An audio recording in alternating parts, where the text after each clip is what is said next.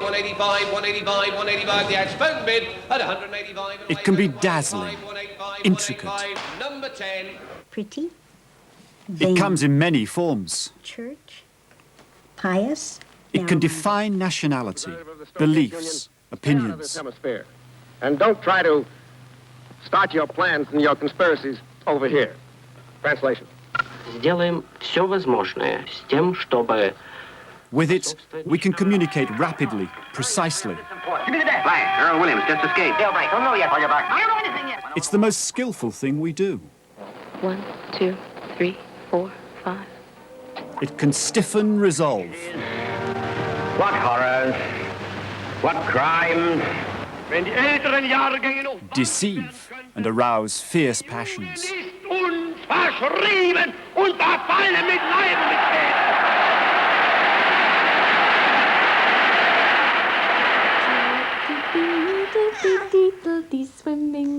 It can cement the bonds between mother and child. It's language. Wouldn't you like to be me, little dee? Surely it's the core of what makes us human. All human societies speak, but in the wild, no animals do. Not even our closest relatives, the great apes. Tuppence and I share 99% of our genes, but despite her intelligence, she'll never speak. Just think for a moment what life without language would be like. No books, no education, no government, no science, no poetry, no television. Language is the clearest evidence we have of the minds of other people. Through it, we can express our intentions and our beliefs. We can impart knowledge. We can express our emotions. Through language, we can leave the present behind. We can speak about the past and invent the future. Without the communication and collaboration that language allows us, we'd still be in the Stone Age. The whole of culture would be unthinkable. But there's a paradox here. If all the richness and the power of language and speech depends on the structure of my brain and my throat working in concert, could all that elaborate machinery have evolved in the few million years since Tuppence and I had a common ancestor? Tuppence can't speak, but she can express herself in sounds and movements. All creatures are capable of communicating in ways vital to their survival. They can signal an array of perceptions, emotions, and needs. The drive to reproduce, hunger, danger, the claim to territory. Some animals communicate so clearly that we could almost label their calls words. In Africa, for instance, vervet monkeys use 3 separate sounds to broadcast different kinds of danger. When a vervet gives this cry, the snake call, the others look around. When they hear the cry for leopard, they climb high into the trees. And when they hear the eagle alarm, they scamper for cover. The calls are descriptions of the animal's perceptions of the world. The sounds themselves represent objects and their significance. But could we ever call the cries of animals language? At what point does mere signalling leave off and true language begin? For 3 decades, Jane Goodall has been studying the communication of chimpanzees. She describes what happened to one who had been taught sign language by experimenters in America.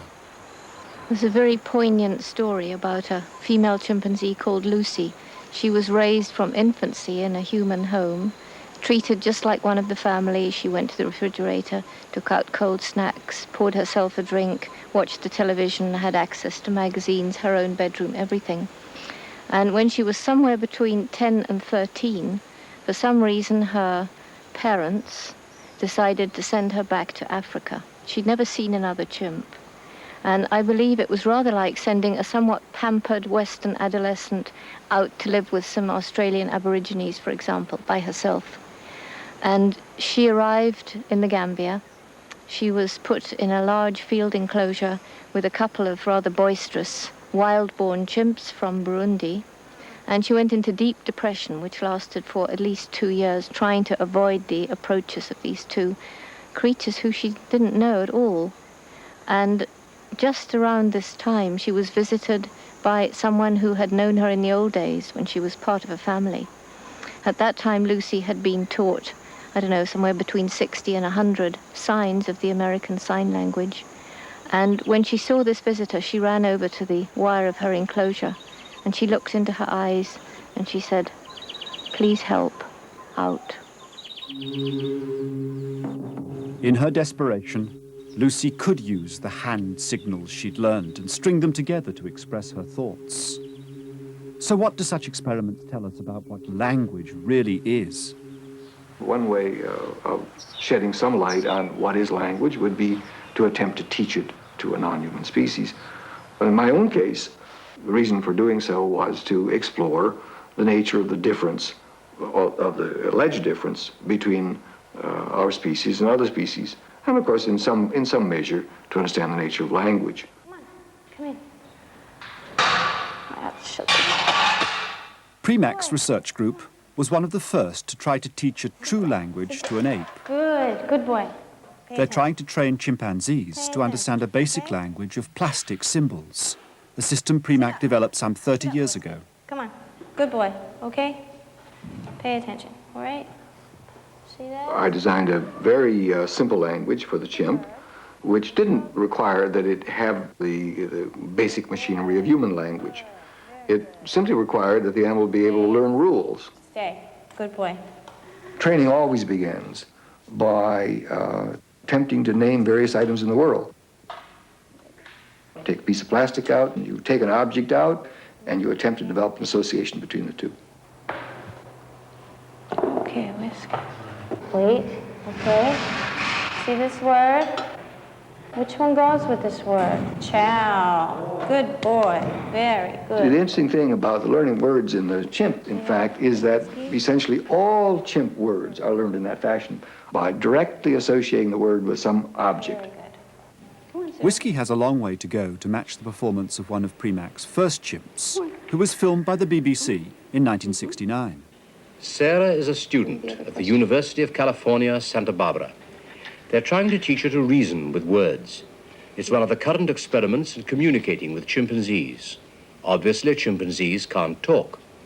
But can Sarah read and write using characters that represent words and questions? Question mark, apple is red. Question mark, banana is yellow. Sarah knows 130 of these symbols which are magnetized. These experiments challenge the belief that man alone among the animals can reason with words. Or do they? The animal was taught to both produce and comprehend simple, let's call them sentences for sake of discussion.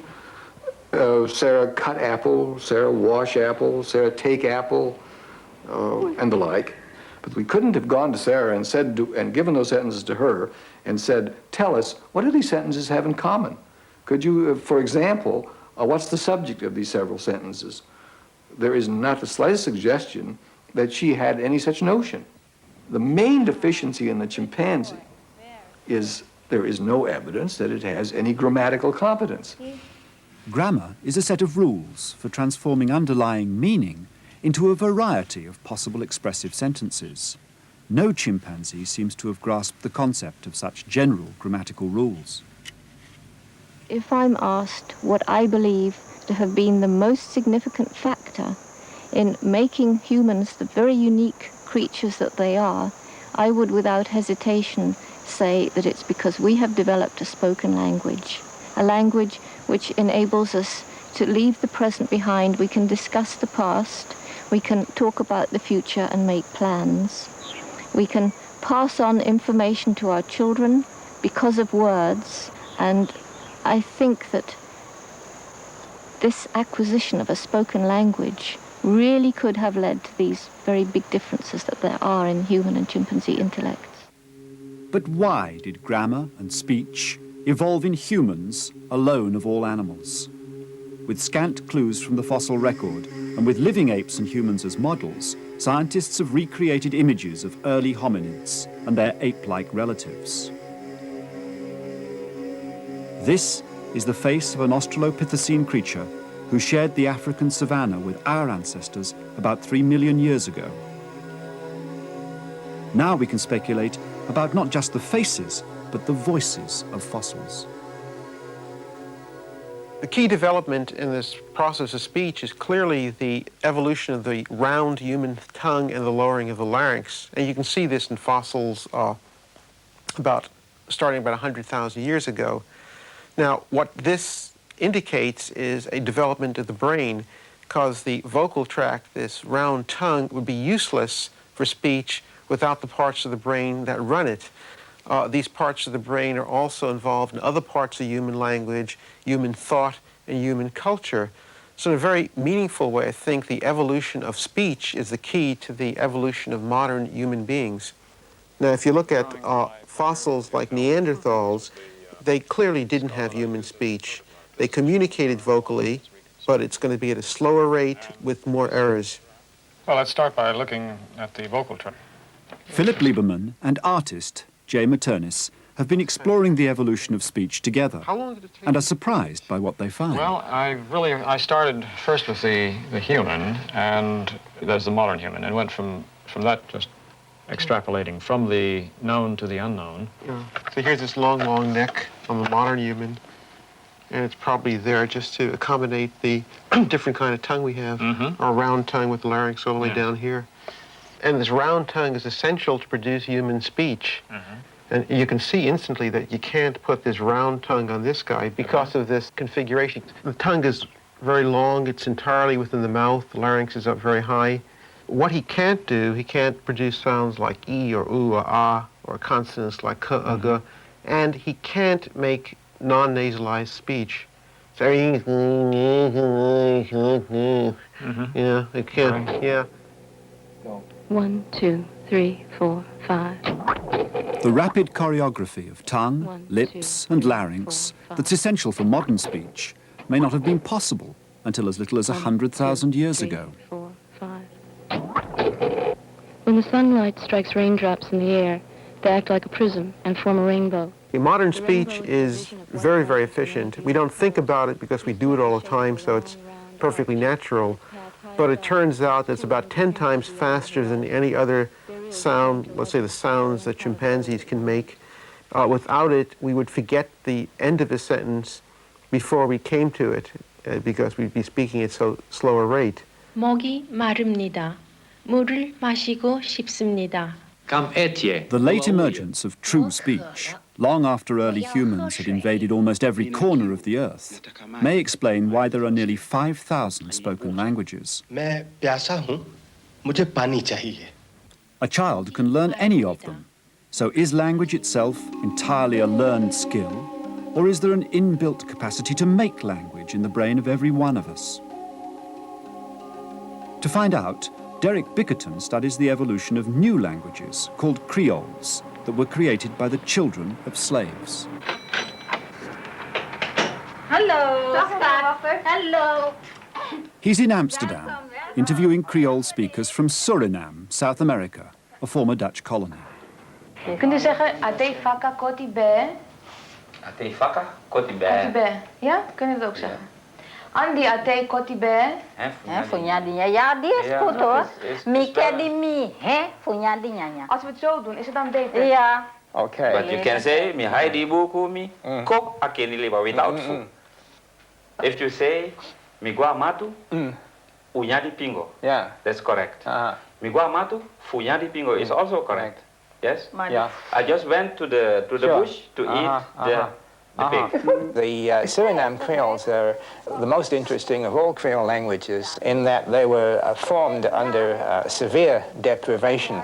So what Suriname is then was a kind of natural testing ground for the linguistic capacity, providing a situation which normally in the course of human communities doesn't exist.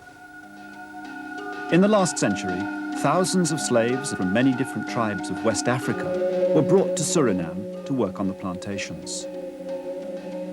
These people, with no common language, were forced to live and work together. Many slaves escaped into the jungle and formed their own communities. With no language in common, they improvised a makeshift form of communication called pidgin, crude sequences of words with no grammar. So their children had no real language of their own. These children automatically added grammatical rules to their parents' pidgin speech, and syntax, the order of words and the structure of sentences, became important. So a new, true language called a Creole was created in a single generation. The adults who make the pidgin are not able to provide it with any structure. They're past the critical age at which syntax develops. The children, however, are not. Syntax develops in them just as naturally as any other physical part of their bodies. It's natural, it's automatic, it's instinctive, and you can't stop them from doing it. So Suriname's Creole languages are actually the inventions of children struggling to communicate. But how can children instinctively bring grammar and syntax to speech?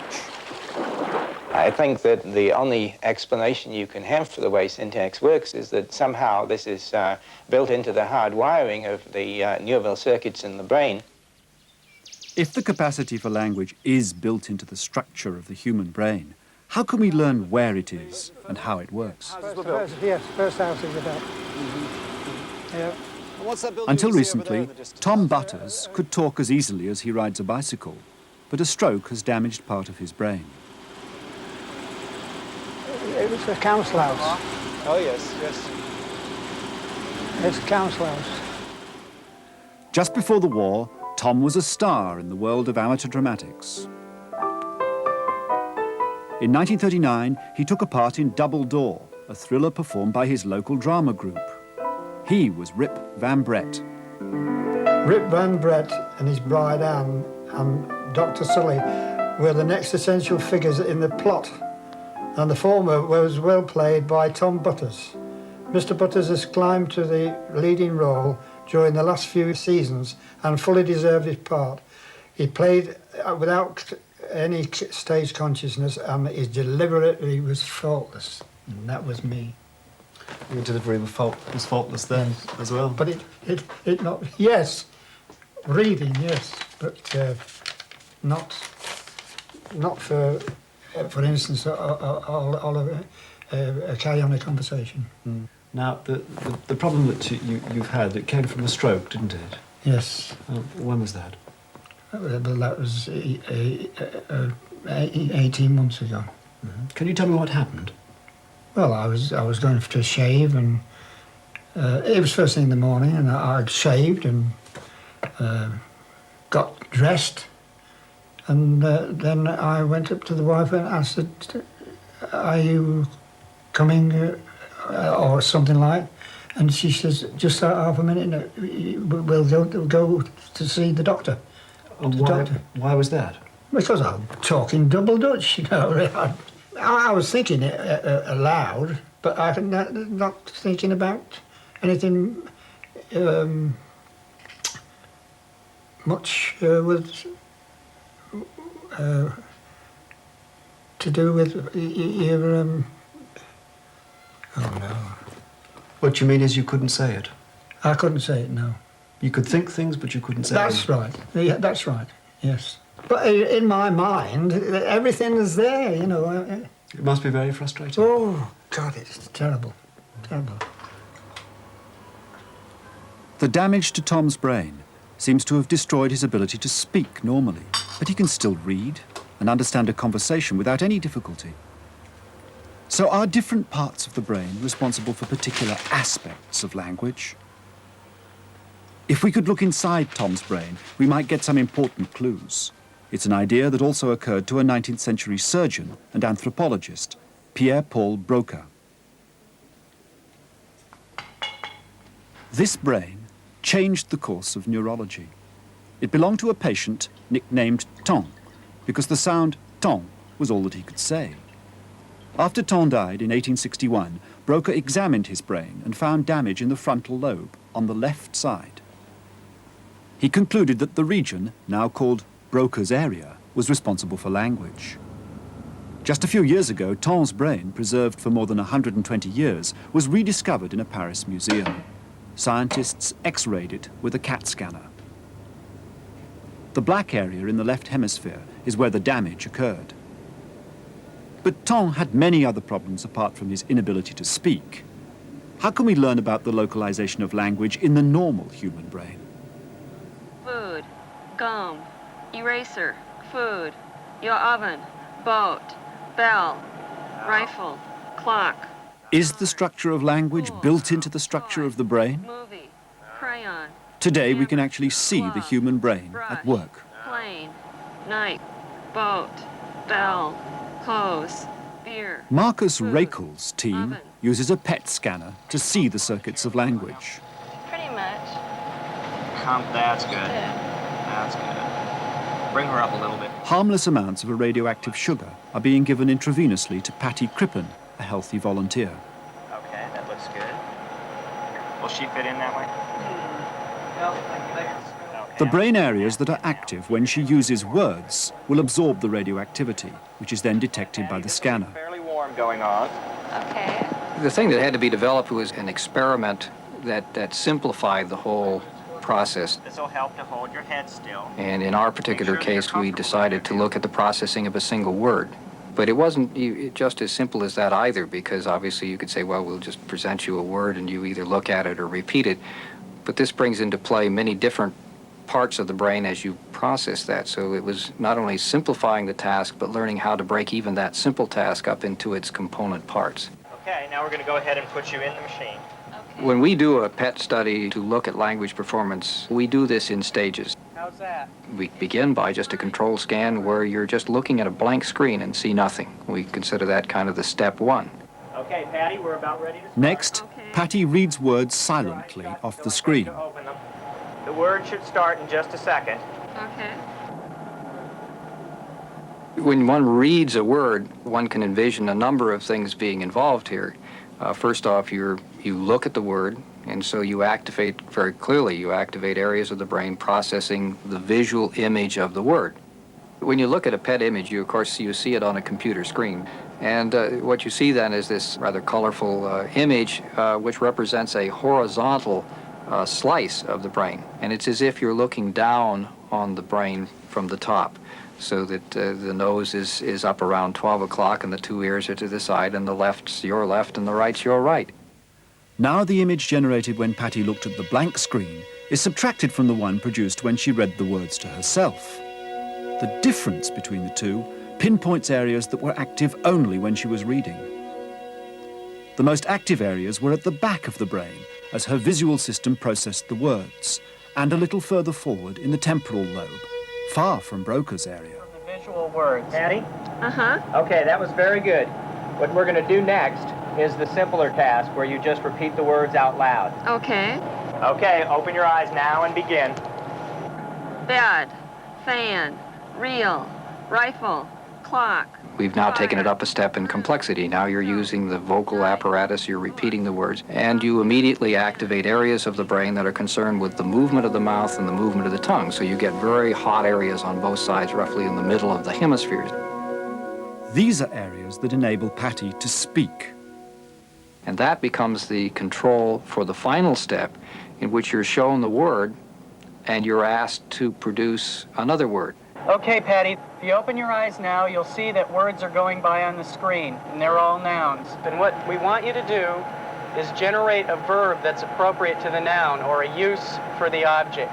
So if cake came up, we'd like you to say eat, or if gun came up, we'd like you to say shoot, something like that, all right? Okay. Okay, go, Patty. Bake, fly, twirl, climb, heat, watch, listen, hit, swim, drink, drive, blow, ride. These final images show the areas involved as Patty races to find a verb. Regions towards the back of the brain, but also the frontal lobe of the left hemisphere, the very region damaged in Ton's brain. So even single words involve the activity of two great continents within the brain. How are you doing? fine, thanks. We'll have you out in a minute. That was great. Okay, good. Is that long enough for you? That was just fine. I don't think anybody's generated so many verbs in a run before. Oh, I talk a lot. Language function seems to be more than just a question of moving your mouth and sticking your tongue out and making a sound from your throat. Because in the studies that we've performed in which those processes have been, if you will, subtracted away, we're still left with areas of the brain that are intensely active during this processing just of a single word. And so that the brain is very concerned in a very discrete way with the processing of language. The human brain contains a factory for language. It's a machine that makes a mind with an urge to communicate, even long before it can speak. It's important to imagine that there is a human mind, separate from language, underneath language, extending beyond language. And we have to try to understand how to describe that. Colin Trevarthen studies communication between mother and infant, believing it offers a glimpse of language before speech. Slow-motion video allows him to dissect their rhythmic give and take. The foundations of speech and conversational behavior are present from birth. You really are studying language, studying some of the forms of communication that will be incorporated into language, even though it hasn't been turned into speech yet. Babies seem to be primed to respond actively to their mother's face and voice. Trevarthen's found that the movement and sounds of mother and baby complement each other. Together, they enter a kind of interactive dance, an interplay of gestures and noises, a rehearsal for real conversation. The mother has the feeling she's with a person, and she behaves as if she's trying to get contact. And mothers, without knowing how they do it, can move into a form of human behavior which is perfectly matched to what the baby requires. And it's a joint enterprise.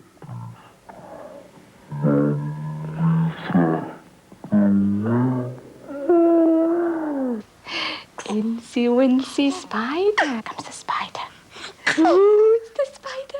Children become involved in the cultural awareness of the usefulness of the environment long before they can speak. Many important features of the structure of the movements involved and of the perceptual capacities that are necessary to perceive another person communicating are active from birth. The desire to communicate is in the brain of every baby, bursting out through noises, facial expression and gestures, long before speech. In fact, the urge to make language is so powerful that it can flourish even in a child who from birth has heard no speech. The man poured water on the plant, and it was a turnip. And it started to grow, and it grew, and it grew. It grew so big that he had to ask Grandma to help pull it out. So the Grandma pulled on the man, and the man onto the turnip, and she pulled him right up beside her belly. And they pulled real hard, and they couldn't do it. So they looked around, and they saw a boy. And he yelled to the boy, he said, "I need help. The turnip's stuck over there."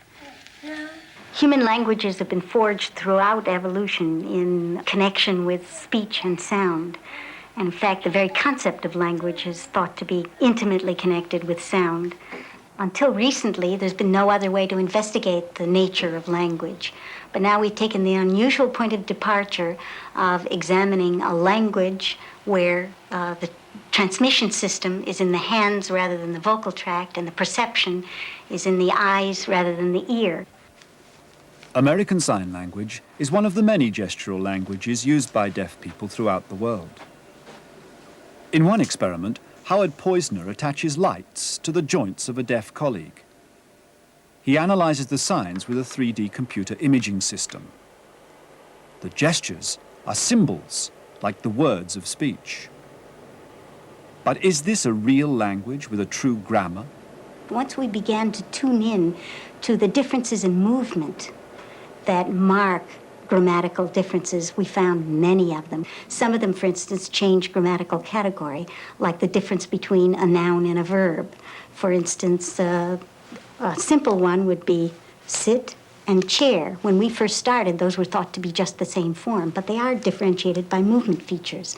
And, for instance, the sign compare, its form as a verb, its form as a noun, and then compare across and compare with respect to features. Here's a derivational distinction: measure and the activity of measuring. Pretty, vain. Church, pious, narrow-minded. When we first began our studies, there was no indication that that American Sign Language had any aspect of what we know as grammar. And in fact, for the first several years, we didn't think so either. But then we began to discover the layers of structure in sign language. We've now come to the conclusion that American Sign Language is a completely autonomous language, not derived from English, not derived from spoken language in any form, with its own rules of grammar. A school in Fremont, California. Most of the students and teachers here come from deaf families where signing is the first language they learn. 3 little kittens, they lost their mittens, and they began to cry. A compelling conclusion from our research is that the capacity for language is fundamental to the human mind, so fundamental that language emerges in its great richness and flowering and complex organization, even in the absence of hearing and speech from birth. Star is bright in the sky. Man perfects an alternate system to give explicit expression to ideas. Many researchers now think that early human beings may have used gestures to communicate long before the emergence of true speech. Sign language even seems to involve the same areas of the brain, especially on the left side, as those concerned in spoken language, areas that do more than simply generate words. The traditional way for neuroscience to study language has been to look, on the one hand, at a language breakdown. On the other hand, you look at the way the brain appears after it has suffered focal brain damage. Antonio Damasio is interested in the effects of damage to the temporal lobe on the left side. Now, I'm going to give you a sentence, and I want you to choose one of these pictures. You either choose the top or the bottom, okay? I'm going to give you the first sentence. The bird that the cat watched was hungry.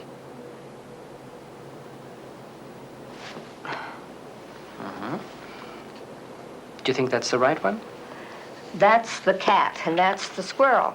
Okay, very good. I don't know what I said. What these patients are unable to do is to sort out who does what to whom in the sentence. When you say, the bird that the cat watched was hungry, these patients have great trouble in deciding who was hungry. What was the sentence I said? Do you still remember it?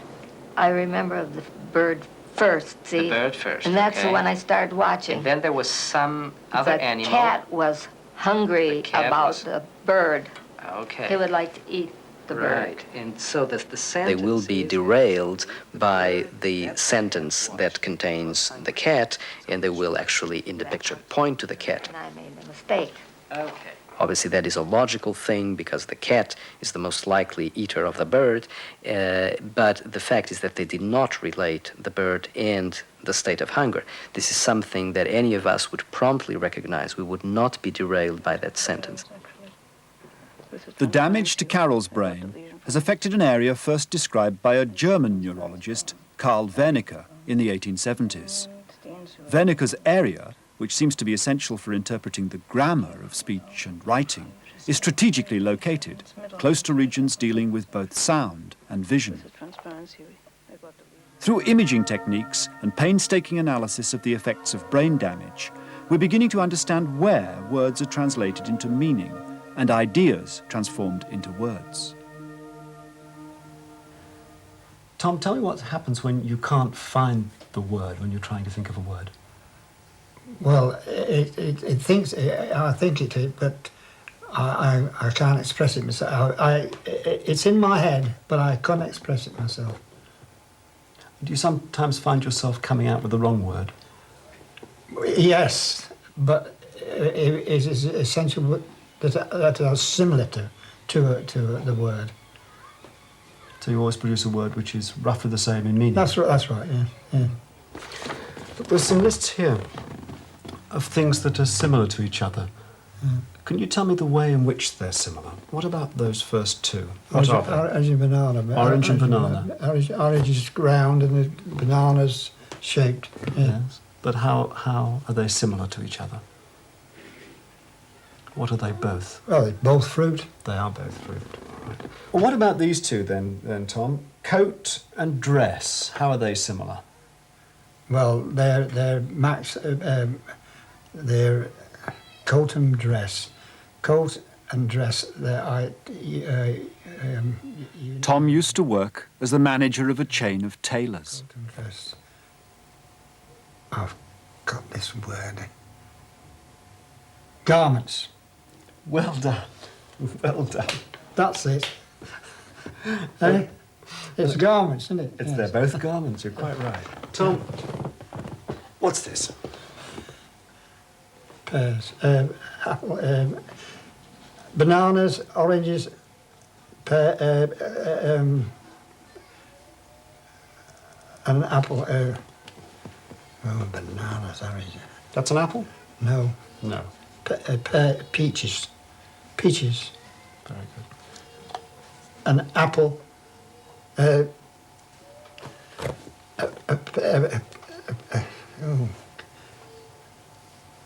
Bananas.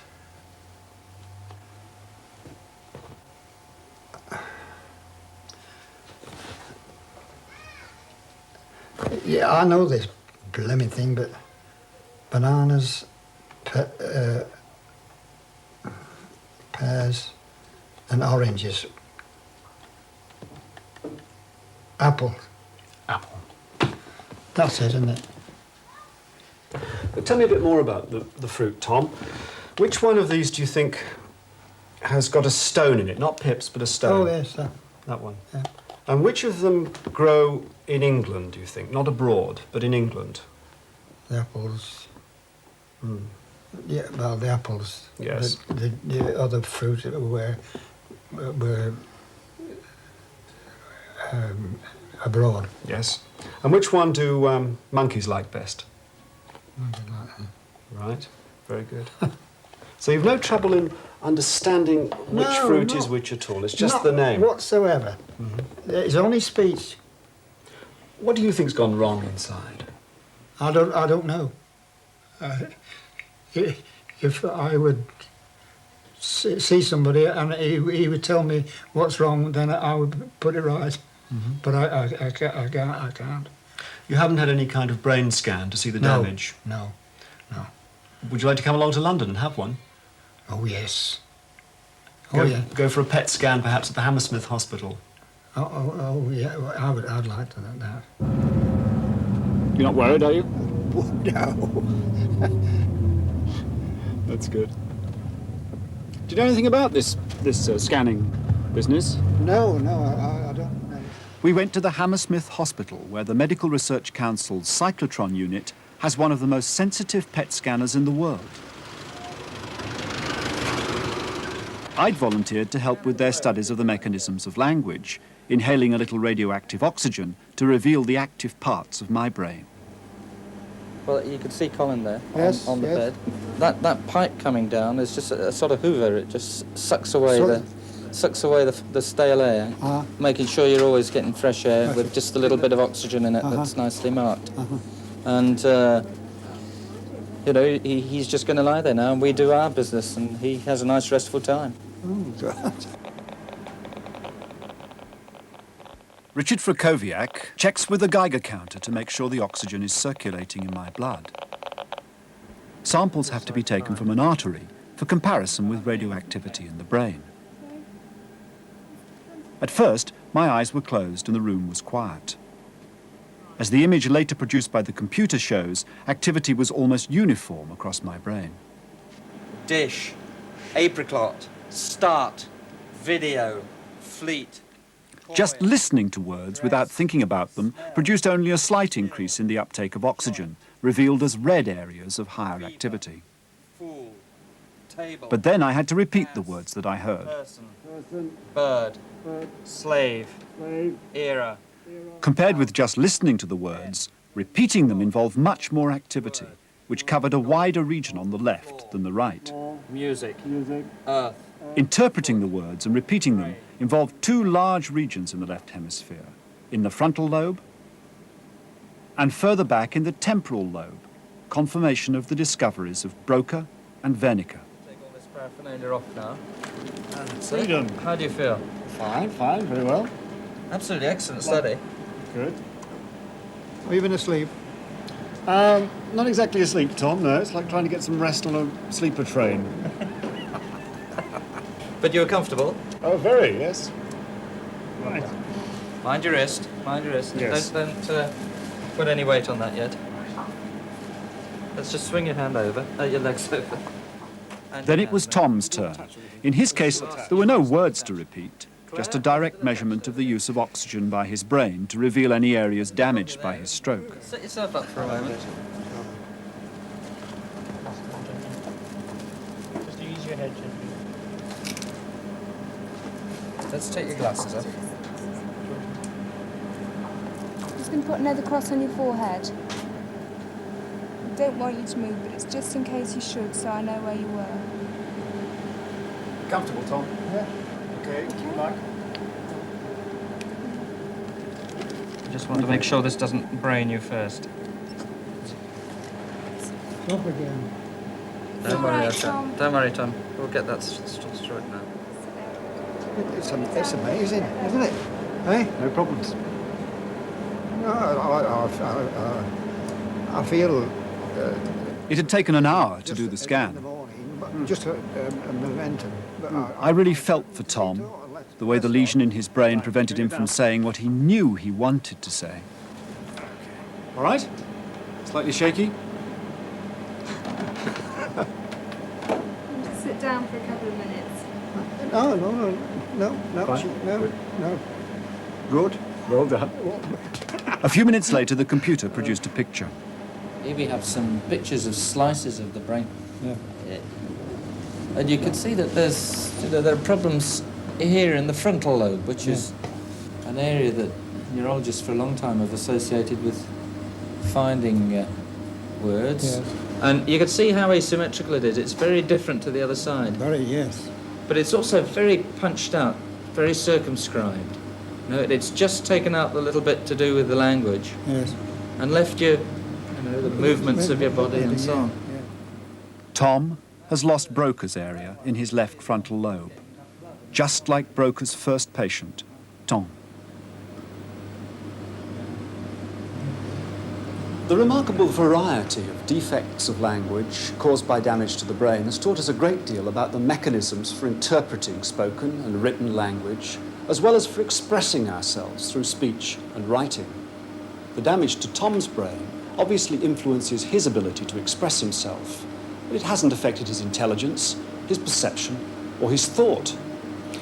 But we feel that language is so central to our mental lives.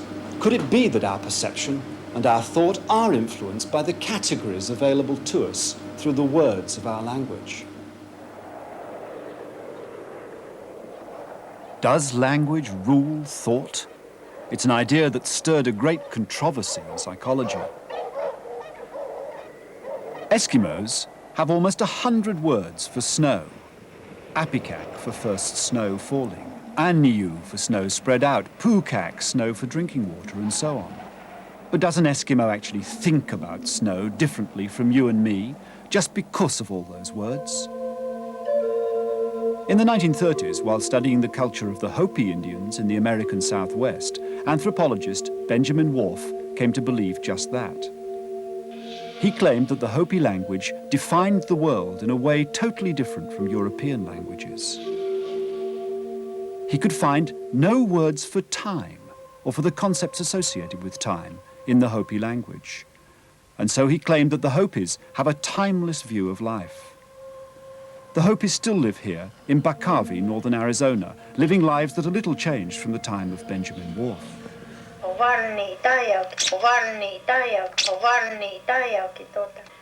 Ekahard Malotki has spent 15 years examining Whorf's own journals and studying the Hopi language for himself. Among the many things that have been said about the Hopis and their language, the most sensational has, of course, been Whorf's claim that these people have a timeless language. The idea itself is, of course, mind-boggling. How could it be that there are people out there that live, that get through the world completely divorced of this phenomenon of time that we all experience? To test the idea that the Hopis don't experience time because they don't have any words for time, Malotki began to interview native Hopi speakers. Oh. Okay, let's interrupt here for a minute. I just heard one expression. What was that? Kuivansat? Kuivansat. Kuivansat. Kuivato is the word. You go and pray to the sun with cornmeal, and that's why Kuivansat then means the time when you do this? Yes. The sun, barely sunrise. They are living with time in every point of their lives, but not necessarily, of course, in the way we perceive time today. Before the encounter with the white man, there had never been a need for naming hour or minutes or second. In Hopi society, time is probably experienced as a more organic or natural phenomenon. So the life of the Hopis reveals their understanding of time, which in fact permeates their language in subtle ways. Rather than language determining thought and perception, could it be that the understanding of the world that comes through the senses is the foundation on which language has been built? All animals must recognize and classify objects and use that information to plan their actions, to modify twigs and stems, to use them as tools to catch termites. Surely this reveals that chimpanzees can describe the world symbolically in their brains. They must have internal concepts of things, of space, even of time. In the 17th century, the French philosopher René Descartes wrote that language belongs to man alone. Perhaps what he should have said is that grammar and speech are ours alone. With her brain, Tuppence can perceive the world, can recognize an object from any point of view, can categorize the things around her, and can understand the relationship of things in space and in time. The small but explosive step in evolution between her and us was the channeling of that knowledge through the flexibility of grammar into the expressive power of gesture and speech. It may have been a small step in evolution, but a giant leap for the mind. What's that? Egg time and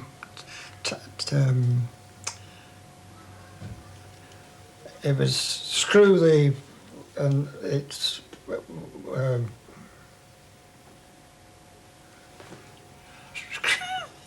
it should be screw, shouldn't it? Yes. And it's the salt and pepper and that. Pepper. It's a pepper grinder, isn't it? Yes. Yeah. What about this?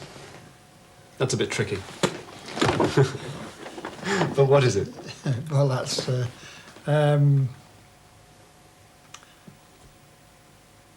I know it, but I can't say it. If you'd like information on organisations that can provide help and support for people